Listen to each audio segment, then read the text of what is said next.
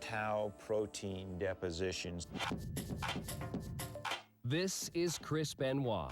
Whatever happened to Chris, you got to remember him, or try to remember him for the guy that he was prior to that weekend. The True Hollywood story.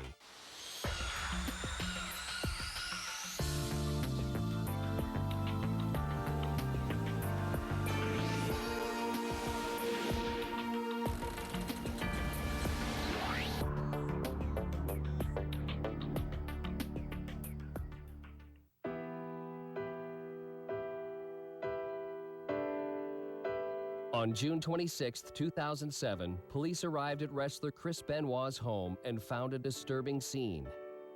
Chris Benoit and his family were found dead Monday afternoon inside their home in Fayetteville, Georgia. I don't think we'll ever be able to wrap our minds around that. I think we're all pretty confident it was a murder-suicide. What happened was so out of character. I mean, we just couldn't believe it. You know, when we first heard about it, that he had killed his wife, we thought, oh my God, how could you get into an argument that bad where you would do it? You'll never make me believe that he was in his right mind. He couldn't be. Christopher Benoit was born May 21st, 1967 in Montreal, Quebec. Shortly after, the family settled in Edmonton, Alberta. When Chris was 12, his father Michael brought him to his first wrestling competition. The only thing Chris ever wanted to do was become a wrestler. Boys at that age, first of all, are so impressionable, and especially in Western Canada, where wrestling would have been huge at that time. Bret Hart. Back then, Stampede Wrestling was kind of like a blood sport or blood theater or something. You know, you never knew what you're going to get. I got plenty of marks, and I love pain. The Benoits encouraged young Chris's new obsession. For Christmas, they gave him his first set of weights. I'd set up a weight room for him from the age of 13 on. Chris never missed a day. He was very strict on himself. As a teenager, people would come and call at the house and asked him to come out, and he'd say, no, I gotta lift my weights. He wouldn't eat any fat at all. You know, didn't eat candy, didn't eat chips, didn't eat French fries or hamburgers or things of that nature. You know, ate very clean foods. He dropped 350 pounds on me one day when he was doing squats, and I got caught between the bar and the squat rack with my hands, and I said, it's time you joined the gym. In 1985, the 18-year-old headed to Calgary to work with Stu Hart, owner of Stampede Wrestling and father of hotshots Owen and Brett the Hitman. The infamous basement gym inside the trainer's home was nicknamed the Dungeon. My dad had a wrestling mat. One that was about 1,000 years old and covered in blood and vomit and spit and sweat. Where my dad would work with aspiring wrestlers. Sundays, which was my dad's one day off, it would become a torture chamber. And there'd always often be holes in the walls from people's heads and feet going through the walls and stuff like that. And there was it was a low ceiling too. And there often the pipes were kicked through and stuff from people being thrown, and their feet and heads would go through those. You could hear their groans all the way to the 4th floor of the house. By that December, Chris was ready to turn pro. Once Stu Hart saw that Chris Benoit had that commitment, he let him become a part of the Stampede Wrestling circuit. Just over 18 years ago, I pulled out of Edmonton in my 1974 rusted-out Gremlin on my way to Calgary for my first show ever. Sometimes they were wrestling 7 nights a week, so it was a ton of work for not a lot of money, not a lot of accolades, and they did it because they loved it. Stampede Wrestling was a good territory where a little guy, if he was talented, could make it.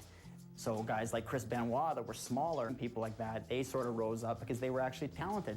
Competing on the circuit gave Benoit the chance to meet one of his idols, the Dynamite Kid. Dynamite hit the referee! Chris was a huge fan of Dynamite Kid, and Dynamite Kid was just a groundbreaker at the time. And he was doing flips and flops and flying all around, and yet it was realistic enough that you could believe in what Dynamite Kid was doing. And Chris Benoit became a disciple of the Dynamite Kid and essentially modeled much of his career on that. Coming up, a love triangle. He was paired with her in a storyline, and they ended up falling in love.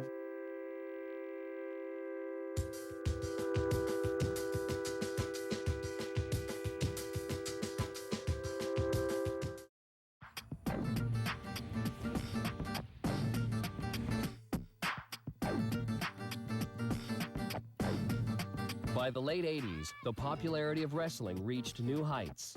The blood and guts style of the early days went through a Hollywood-style makeover, mostly in part to World Wrestling Entertainment's president, Vince McMahon. He was there with the advent of cable television, so he was able to all of a sudden have a national audience, and the WWF became a juggernaut. They bought out the rights to my dad's promotion and to run live shows in all our cities, basically. He also had the brains enough to do the marketing aspect of things and do the dolls and the t-shirts and all the different things that made wrestling from something that just happened in smoke-filled arenas into something that could be showcased in Madison Square Gardens and have people like Liberace and Muhammad Ali in the audience. When Vince McMahon Jr. took over, it became a business. Finally, wrestling became cool at a level that nobody had ever seen before. By 1994, Chris Benoit still lacked the experience to join the WWE. Instead, he signed on with the Extreme Championship Wrestling organization. The ECW gained notoriety for its violence, adult content, and sensationalism. More blood, cheaper tricks, less clothing on the women, sexual storylines, just that kind of hardcore. WWE is more what you see, you know, on TV in prime time every week. ECW, you're going to see at midnight. In ECW, Chris had the chance to really showcase his skills as a wrestler, and it was also his first chance to really get on the microphone in front of a big crowd. But an incident in November 1994 changed the course of Chris's career. There was an unfortunate accident where he was wrestling a gentleman by the name of Sabu, who was a second-generation wrestler, and Sabu fell awkwardly and broke his neck. The injury to Sabu definitely bothered Chris. He went home and he was despondent, and from then forward, Chris was known as the Crippler. Because the nickname Crippler is something so easy to believe, Chris was able to really perform as that, and that became his gimmick and his nom de guerre that he went out there and performed under. It was a bit disconcerting for him because he didn't like being known necessarily for hurting somebody, but what also happened is he developed a real character around that. Chris's popularity continued to grow. He jumped at the chance to join the WCW, World Championship Wrestling. The WCW, I think, would definitely be considered the poor man's WWE, and it's almost like a farm system for the guys who are working their way up, and the women who are working their way up to the WWE. The new league presented Chris's persona with a storyline that had him caught in a love triangle with fellow wrestler Kevin Sullivan and Kevin's real-life wife, Nancy. Actually, Kevin Sullivan had a part in creating the storyline where Chris Benoit has an affair with Nancy. And when they started this story, Chris and Nancy had to be seen out together in public, holding hands, kissing each other. Well, what ended up happening? They ended up having an affair in real life. Fiction became reality, and the marriage between Kevin and Nancy ended. She split from Kevin Sullivan, although for a while they continued to wrestle together. And it was just a very bizarre situation because Kevin Sullivan blamed Benoit for breaking up his marriage, yet he had a part in writing out the script. Shortly after, Chris and Nancy went public with their relationship. The announcement caused a rift between Benoit and Kevin. The fact that wrestlers pretty much live together on the road. I mean, it's a very tight-knit circle, so to even have to be in the same venues and traveling on planes and driving in cars, it just would have been an extremely awkward situation. Coming up, death in the ring. He had died, you know, as a result of the fall, and it was, you know, very devastating.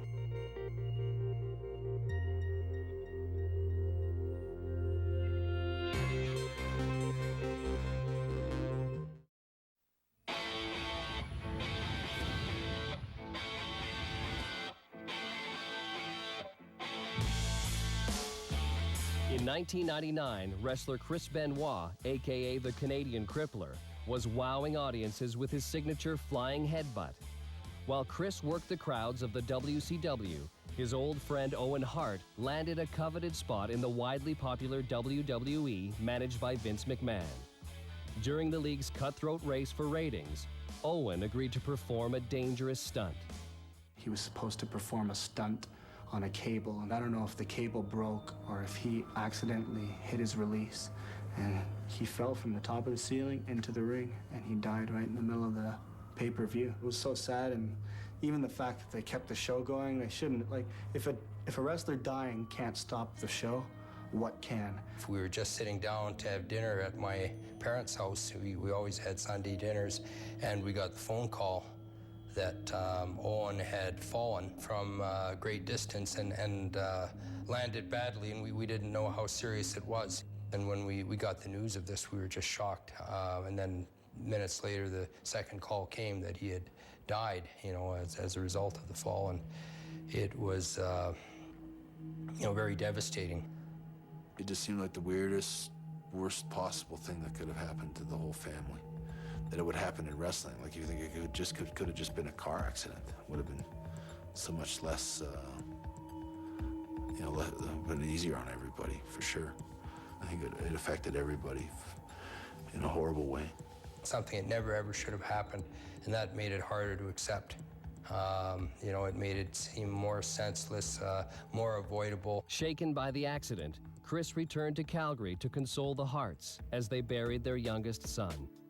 Well, anyone who wrestled at the Dungeon, who wrestled with the Hart family, I think they all became like a family. It was that kind of environment. Owen's death was extremely tragic. It was a really difficult time. I'm sure Chris felt like Owen was his family. After the funeral, Chris returned to his busy schedule. On January 16, 2000, he defeated wrestler Sid Vicious and took home WCW's World Heavyweight title. The gold-plated belt was followed by an invitation to join Vince McMahon's WWE. Despite the death of his friend Owen, Chris accepted the offer. The opportunity to make very big money and have that TV exposure was really too hard for the wrestlers to pass up. Chris Benoit was the hardest working guy I ever knew in the business. I mean, Chris would do things night in and night out. When the pay-per-view is on and people are paying, he would give them every dime that they put into that. And he did the same thing in a house show with no cameras. You can do it. You know, if you believe in yourself, you've got the will, you got the drive, you got the desire, you have the passion, you can do it. And, you know, this is testimony. I thought that Chris was so money, because every match he did, he went out there and you knew he wasn't going to say, no, I'm not doing that. Chris would go, okay, and let's do this too. You know, and that's the way he was. And jumping off that top cage, it's 20 feet in the air, doing the headbutt. He would do that. I mean, crazy stuff, you know? I mean, but it was like he was superhuman. As Chris's career took off, his relationship with girlfriend Nancy heated up. Everybody who knew them will say that there was a lot of passion. With a lot of passion, you get ups and downs, but they were very much in love and probably fueled by the way it all started. So I know things moved very quickly for them. There's a lot of wrestling romances, but a lot of people thought this was one that was pretty real and was going to last. On February 25, 2000, Nancy gave birth to Daniel Christopher Benoit. 8 months later, the couple married. Chris Benoit had the cutest baby that I used to giggle because when I saw the baby, it was like a little miniature Chris Benoit. Chris adored Daniel. Didn't love him, adored him. Chris's grueling schedule meant he was constantly on the road, away from his family. They really did have a killer calendar where they would be on the road for 36, 48 days straight, never getting home. If you want to be a professional wrestler, you got to be dedicated to the training and be willing to do what it takes that the promoter wants you to do. It becomes really exhausting for these guys to not only the abuse of their bodies on the road, without proper food or maybe not getting in the gym all the time, but it's also your time away from your family and your friends and your loved ones at home. You know, to go through the schedule that we go through, because it's not like we have an off season. We're year-round, you know, 365 days a year. When I talked to Chris on the phone, he'd complain about being so tired, the rigors of wrestling on the road. But as soon as you talk about Daniel, his voice would just perk right up. Chris's sacrifices paid off. In April of 2000, he won his first WWE Intercontinental Championship. Chris Benoit held the World Heavyweight Championship title in both the WCW and the WWE, and those are huge, huge accomplishments. But in June of 2001, Benoit suffered a severe neck injury that forced him out of the spotlight. Even though it is like sort of a stunt man, you learn to fall properly and stuff like that. That jars your body after a while. It was just hard, really hard on his body, and I think after a while it deteriorated his bones and his muscles. Chris wasn't any different than a lot of his colleagues, where his neck took a lot of abuse, and it ends up sort of compacting and to the point where he couldn't perform anymore, and so they had to operate on his neck. Coming up, wrestling addiction. And he said to me at the time, "Dad, I do take steroids." And later, nobody could believe that Chris Benoit would be capable of this.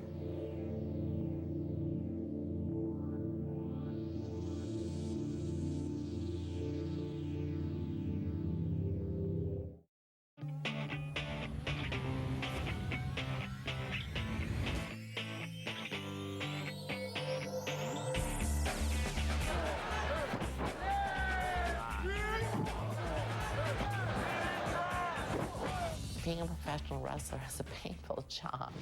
Chris Benoit was no exception. In the summer of 2001, he was away from the ring recovering from neck surgery.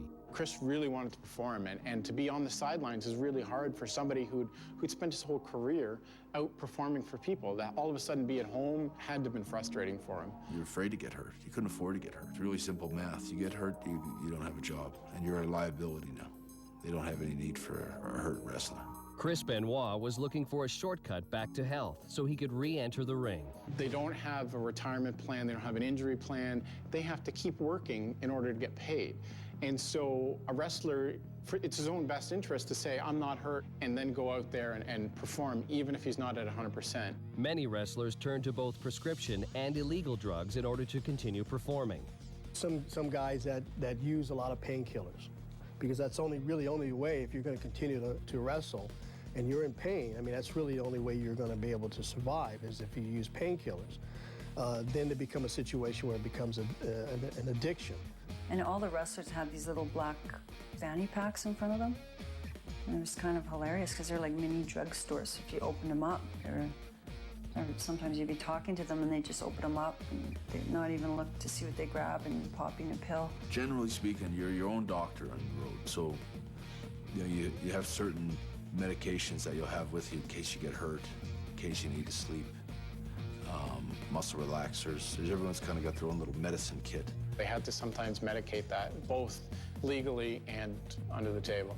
I think it was all very subtle in the beginning, but then there was the wrestlers always overdo things. They started taking, like, one wouldn't work, so two, you tried two, and right from the start there was guys dying of prescription medication problems. Chris's mentor, the Dynamite Kid, had fallen into that trap. The first time I saw him, or even suspected that he was doing steroids, I found a needle in his shaving kit, and he told me it was a B12 shot.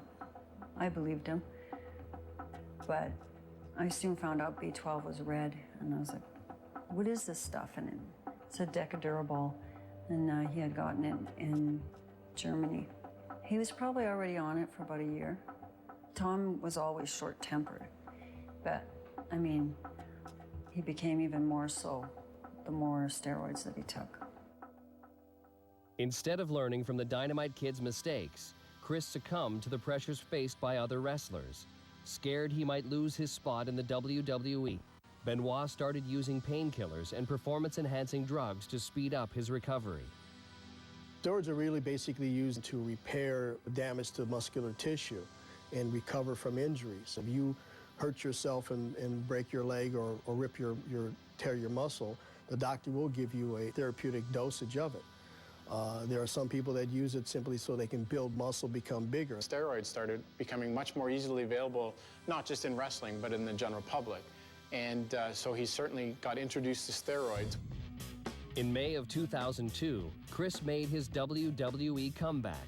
He'd been away from his fans for 11 months. He was sort of a humble guy. He was a respectful, humble guy who was considered like a family man, and he wasn't like a troublemaker behind the scenes or anything like that. He was thought of as this just really dedicated athlete, dedicated family man. Wrestlers have this innate drive to get out there and perform for the audience. That's where they get the real thrill, is from the audience. I'd say there is no woman, there is no drug, there is no alcohol, there is nothing that can give you that adrenaline rush when you hear your music play and the people pop. And I would just come out and throw it up. 20,000 people would throw it up and bang, boom, boom, boom, boom, boom, boom, boom. Explosions all around me and the place is going crazy. And whoosh, you know, you just get goosebumps all over every time.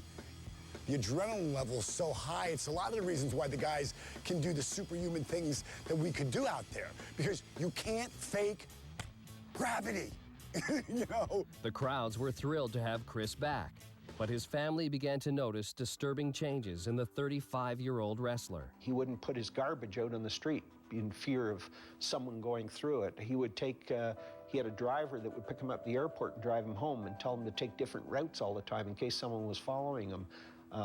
They used to talk about putting Daniel in a secured school so that no one could get at him, a private school. That same year, Chris's wife Nancy filed for divorce. You know, the life expectancy for married couples in wrestling was horrible.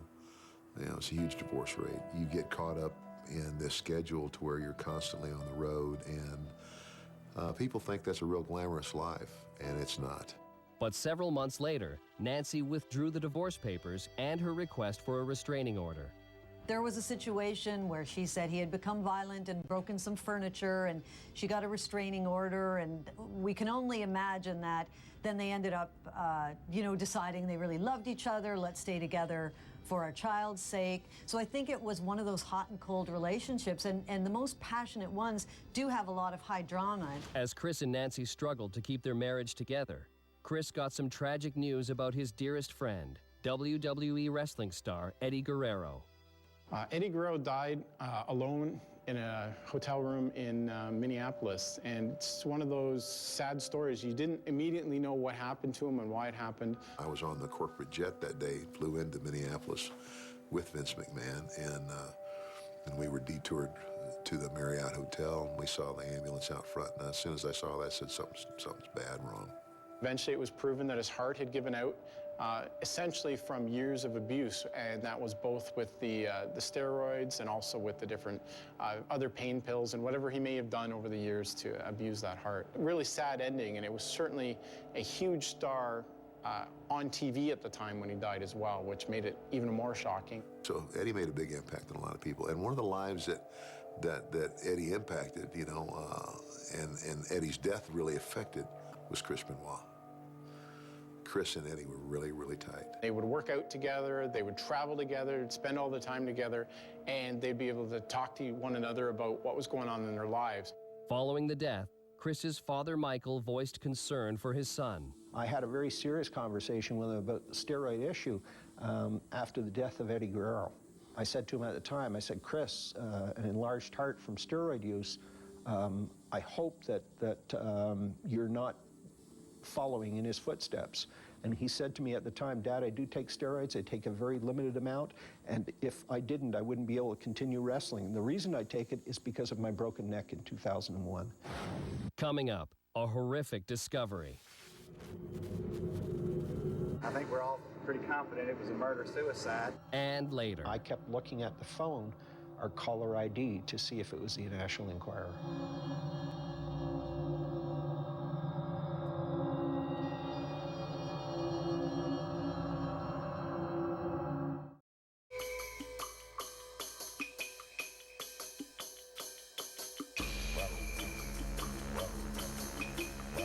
In 2005, World Wrestling Entertainment's Chris Benoit mourned the loss of his best friend and fellow wrestler, Eddie Guerrero. He all of a sudden was a lost man. He didn't have his moral compass. He didn't have that person to talk to, his sounding board. Chris's wife, Nancy, suggested he keep a journal to help him through his rough time. He was quoting scripture in a lot of his writings. Chris was not a religious guy. He writes in one, he's telling Eddie Guerrero about a dream that he had. And the dream was that his mom and dad were dead, had been killed, and that was myself and my wife, and that him and Nancy were trying desperately to get to Daytona Beach to save her mother and father, that there were very powerful people after them, and then when they got to Daytona Beach, Nancy's mom and dad had perished too, and they were running for their life, Chris and Nancy, And what these powerful people wanted to do was take his Bible away from him. And then at the end of this story, he says that this is a dream, but on the end of this story, he goes on to say that, Eddie, I'm sure that there's a message in here, but I'm not sure what that message is. I mean, it was extremely disturbing for me to even read it. For the next 2 years, Benoit hid his dark thoughts from friends and family. Finally, in June 2007, Chris's emotional state seemed to reach a breaking point. He had called me on June 17th, which was Father's Day, to wish me happy Father's Day. And I said to him at the time, I said, Chris, you know, where are you today? And he said, Dad, he said, I'm on the road traveling to a venue. I wish I could be home with my family. Then, on Saturday, June 23, 2007, Chris missed a match in Texas, telling the WWE he had a family emergency. He mentioned that his family had food poisoning and one or both of them was throwing up blood. WWE officials reached out to Benoit to reschedule the event. It was a cause for concern because he was such a committed wrestler. This was an unusual situation. Not only that, when they did try to reach him, they were unable to reach him. So he was not answering his cell phone and he was not returning phone calls. The next day, Chris's troubling behavior continued. He canceled out of the pay-per-view event as well, and then sent some very unusual text messages, including some to coworkers that were kind of inappropriate for the relationship he had with people, like telling people he loved them, ones about giving out the address, explaining where the dogs were, just sort of very odd messages. The unusual text messages prompted the WWE to ask Fayetteville authorities to check in on the Benoit residence. I think when people are receiving text messages, almost giving instruction, but not really. My dogs are here. This is my physical address. Almost like he's letting somebody know. They got a bit weirded out and they decided at a certain point, you know what, maybe we should call the police. The following day at 4 p.m., a patrol car was dispatched to Chris's home. Police entered to find a horrific scene. Officials say the wrestler strangled his wife on Friday, suffocated his son on Saturday, and proceeded to hang himself from a weight machine on Sunday. I think we're all pretty confident it was a murder-suicide. I was on my way home about 5 o'clock at night. I was almost at my driveway, and my cell phone rang, and it was my cousin in Ottawa. And he said, Mike, is it true? And I said, is what true? And I looked down my driveway, and a fellow by the name of Scott Zerr that was a good friend of Chris's. I said to my cousin on the phone, just a second. And as I pulled up, Scott came over and said to me,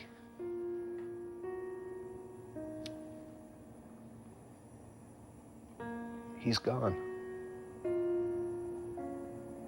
That's how I found out.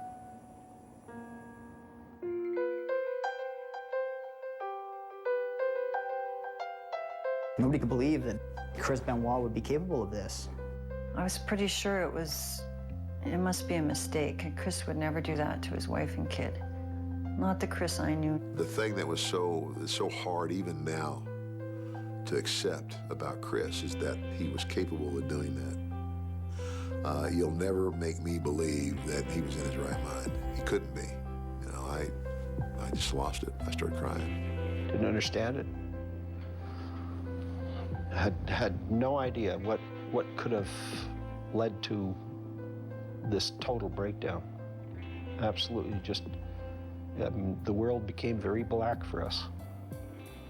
Wrestling fans and the general public were stunned when details of the grisly killings were released. Chris put a Bible beside Nancy's body, put a Bible beside his son's body.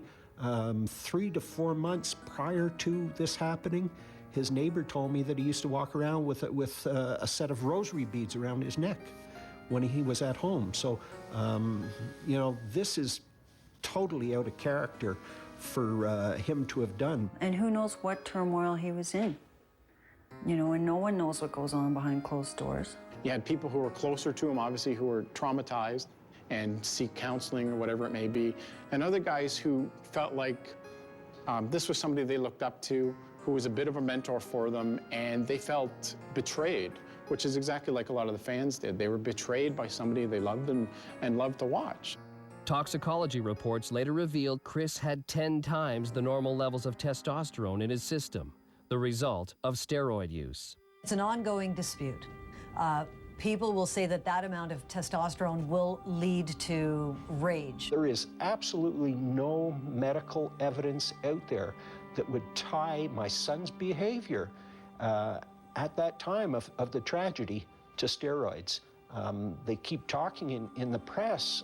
Medical experts say that this is drugs and steroids.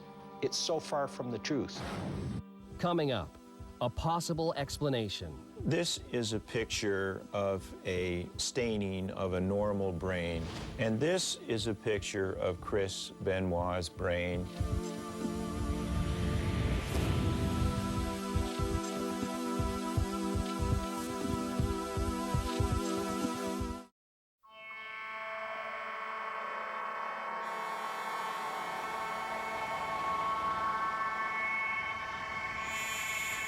Over the weekend of June 23, 2007, Chris Benoit murdered his wife and 7-year-old son in their Fayetteville home before taking his own life.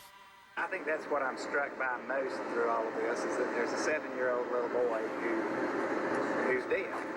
And I don't think we'll ever be able to wrap our minds around that. A toxicology test found high doses of steroids in Chris's body. He had been living on steroids for over half his life. But many suspected it was more than drugs that threw Chris over the edge. Can't accept roid rage as being more than a spark that maybe started it. There's just so many other things that would have been going on in his life. Chris Benoit never showed any of the signs of roid rage ever in his life. You have to abuse it badly to suffer from what they call roid rage, and I've seen it. And I've seen the effects that it's had on guys, and it's a real thing. But Chris wasn't roid rage, and he wasn't a drug addict, and he wasn't an alcoholic. I think it was something deeper. I never ever saw him lose his temper. He had a good sense of humor. He was a lovable guy. He was a friendly guy. He was the kind of guy that got a door for a lady. Days before Chris's funeral, his father Michael received a troubling phone call. I got the call from Chris Nowinski. Needless to say, when I got the call, I've got someone on the end of the line that I have no idea who he is, that is asking me to release my son's remains to him so that he can study his brain. Most people, after a tragedy, especially of this magnitude, don't answer their phones, but by some miracle, they actually answered my call. I kept looking at the phone, our caller ID, to see if it was the National Enquirer. Chris Nowinski is a former wrestler who heads up the Sports Legacy Institute, which studies the effects of brain concussions on athletes. I was actually sitting in a restaurant in Washington, D.C. after having a meeting with 4 congressmen regarding head injury issues. And my BlackBerry started blowing up with text messages saying, you know, the Benoit family was found dead. I knew about Chris's massive concussion history. Nowinski believed Benoit suffered from chronic traumatic encephalopathy, a condition that may have played a part in his killings. Chris was our first case that somebody actually knew. Chris Benoit told me he had more concussions than he could remember, which, knowing he had a 23-year career and some of the things he'd done in the ring, I didn't doubt. Because I knew him and because I knew who he used to be, and because this was so,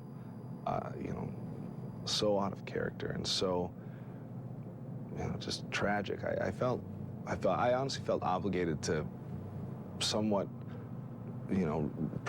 protect his memory, that I had at least find an answer. But he had to move fast. I called everybody I knew was in charge, whether it's the police or the medical examiners, and I said, don't get rid of the brain. I told myself that nothing was going to stop me, and trust me, a lot of people and a lot of things tried to stop me. Nowinski was able to secure Chris Benoit's brain for testing.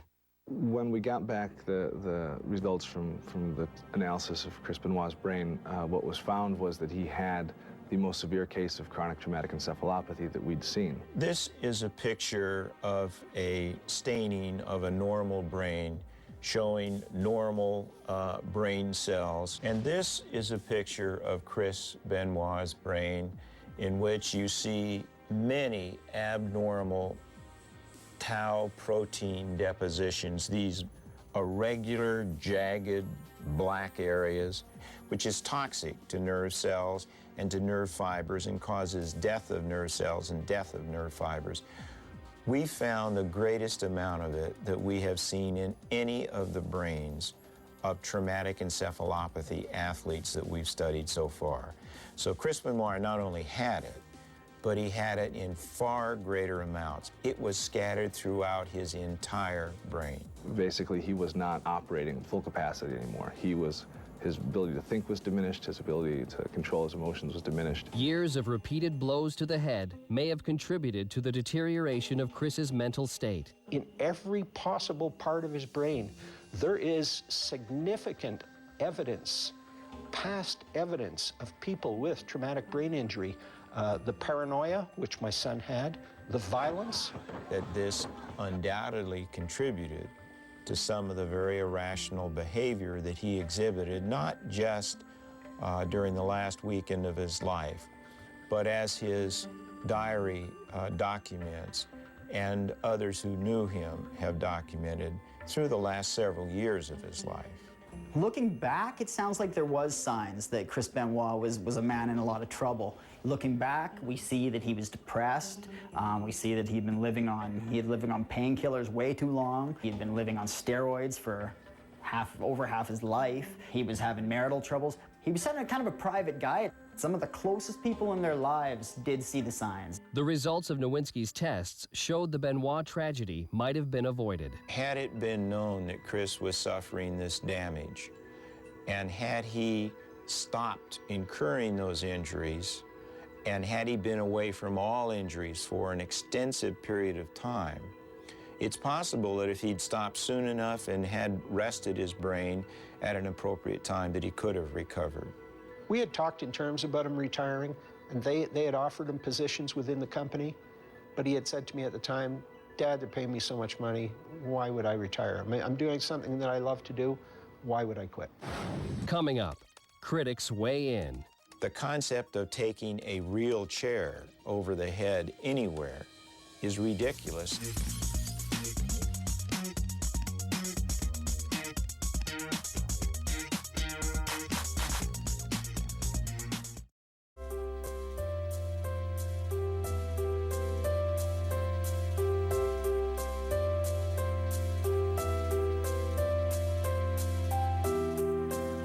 Following the suicide of WWE wrestler Chris Benoit and his murder of wife Nancy and son Daniel, lab reports confirmed the incident wasn't simply a case of roid rage.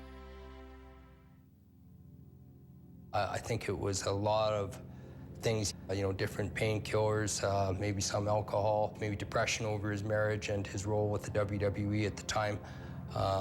Certainly steroids could have been a huge factor, even the concussions that he had suffered. But Chris was skilled at keeping his problems hidden. It was a pride thing for him. Like, you don't show weakness. And when you're hurt, you need to take that time off, but you don't do it because it's a pride thing. To take time off is a sign of weakness. And so he didn't get the help he needed. And Chris had no medical history to warn doctors. We're not aware that he was ever treated, examined for a concussion.